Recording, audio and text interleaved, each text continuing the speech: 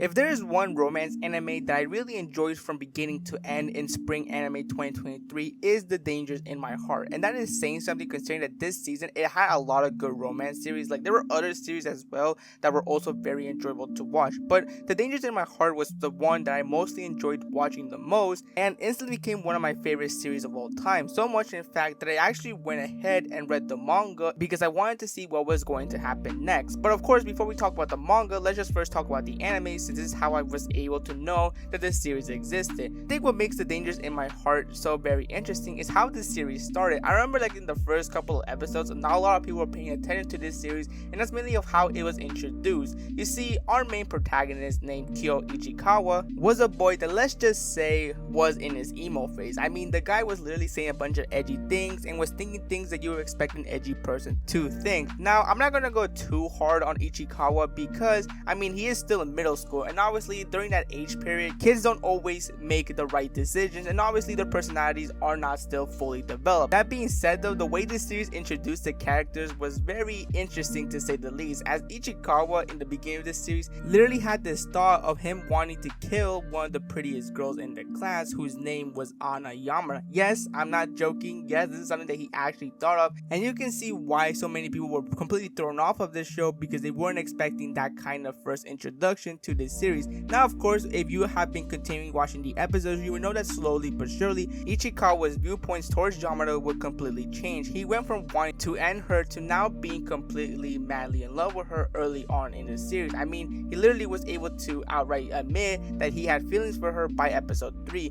which I know a lot of people are going to say that this is completely unrealistic, but to be fair, that's just how love is. It's very unpredictable. There are some people who fall in love very quickly, while there are others who will take time into falling in love with the person that they like. And that's what happened with Ichikawa. He very quickly was able to develop feelings for Yamada. Now of course, it's not like he was expecting it, as even he himself was surprised that he was falling in love with the girl that he tried to get rid of, but he slowly realized that the more time that he spent with her and the more conversations that he had with her, he slowly realized that he liked her, and that's really great to see. I really do enjoy when MC protagonists, especially in romance series, are very quick to be honest with their feelings instead of trying to come up with an excuse as to why they don't like that person that they like. Of course, that doesn't mean that Ichikawa was completely honest, as he had his doubts as to why he was feeling the way towards Yamada. He had his moments where he literally thought that he was sick or he thought that he was going insane, but of course, it's not surprising that he has these kind of thoughts because this is his first time experiencing love. And then there's Yamada. Of course, Yamada is a very unique character, as her personality is just simply all over the place. Like,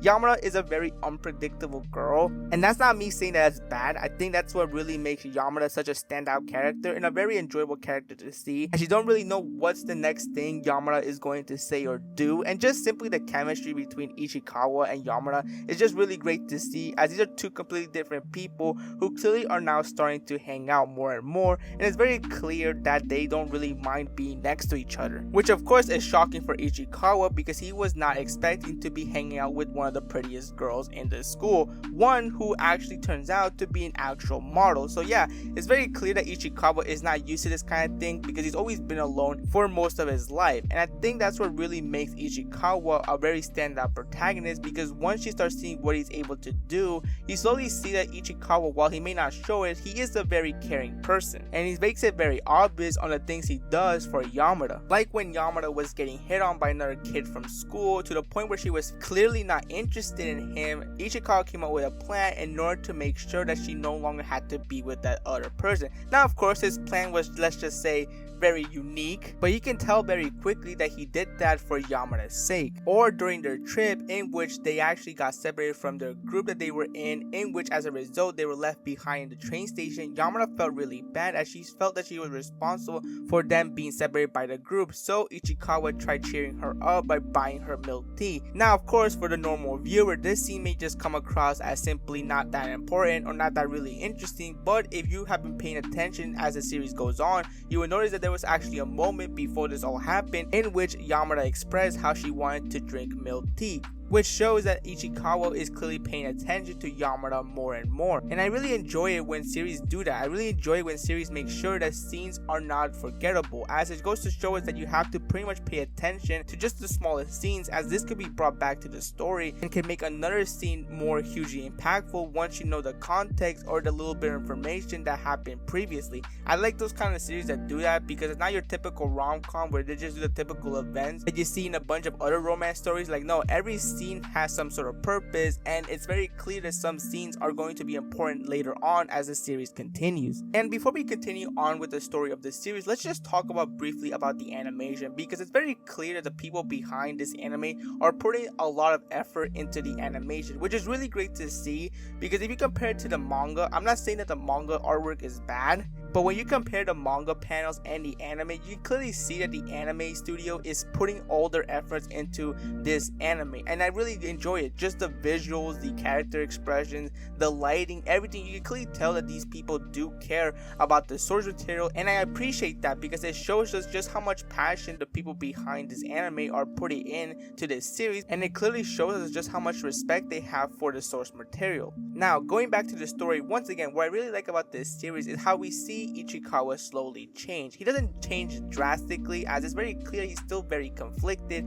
as to what he should do, but it's very clear he is focusing now on how he should really approach this now that he knows that he has feelings for Yamada. On one hand, Ichikawa knows that his personality isn't the greatest and he wants to change that, but at the same time, he doesn't know if he's even worthy with being next to Yamada, as he wonders if he's even the right person to be next to Yamada, as it's very clear they're both living in two completely different worlds according to him. Yamada is very popular, she's very pretty, but she also has a dream job that she really likes. Once again, this being the model stuff, and it's very clear she is very much enjoying her life as a model. And comparing her life to Ichikawa knows that he's not the most popular kid in school. He thinks of himself as an average person, pretty much somebody that you don't really know exists, and he viewpoints his life as well, as he knows that he isn't the nicest person and he could be having a very cold personality sometimes. I really like these moments that show us that Ichikawa clearly is reflecting on how he should be approaching this whole situation, and it clearly shows that Ichikawa is thinking of changing. And I really do enjoy these moments with Ichikawa, as it's very clear that he does want to change. He has the ideas of wanting to change, and it's very clear he's not making some sort of excuse as to why not to change, as these moments show us that he doesn't want to be the same person that he's always been for most of his life. He doesn't just simply want to be the emo, edgy kind of kid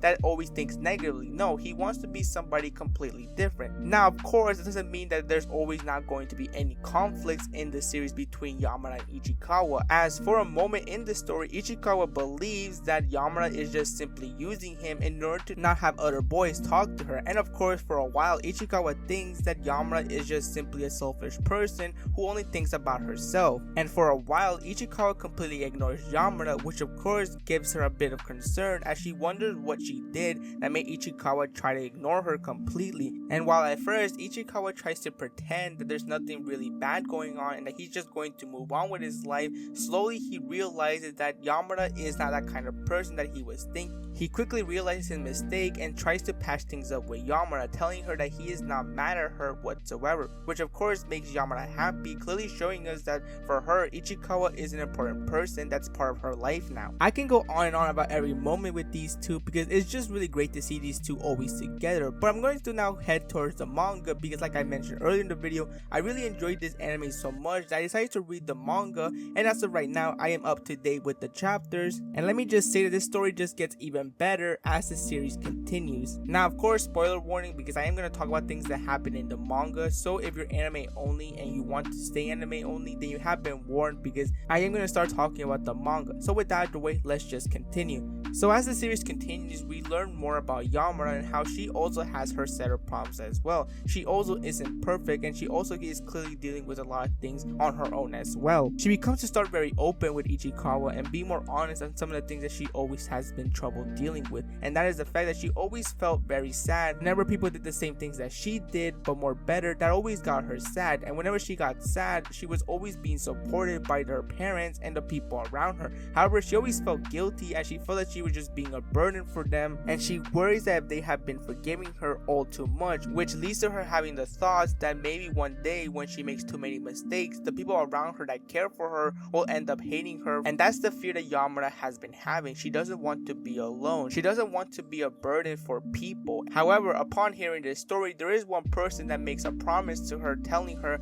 that she is always going to have someone by her side, and that they're going to do whatever it takes to help her whenever she is in trouble. And that person is none other than Ichikawa. And it's these kind of moments that really make this story all the more interesting. As you can tell, that these two have a strong relationship. They have a strong bond, and it all feels natural. It doesn't all feel like it's just completely all made up, or the reason why it's all happening is just because they're both the main characters of the story. That is not the case, because we are able to see the natural growth between two people having a strong relationship, having a strong connection between each other, and this is shown by them being honest with each other, them showing their personalities, them showing their weaknesses, they're showing their fears that they have and their problems that they're always facing. This isn't just your typical relationship. No, it's a relationship that was built with a lot of trust and honesty between two people, and that's exactly what happened between Yamada and Ichikawa. Two people that clearly have a lot of trust between each other, and these are things that not every person will say to a random person. No, these kind of things are told to people that are not only important to you, but you have a lot of trust in them.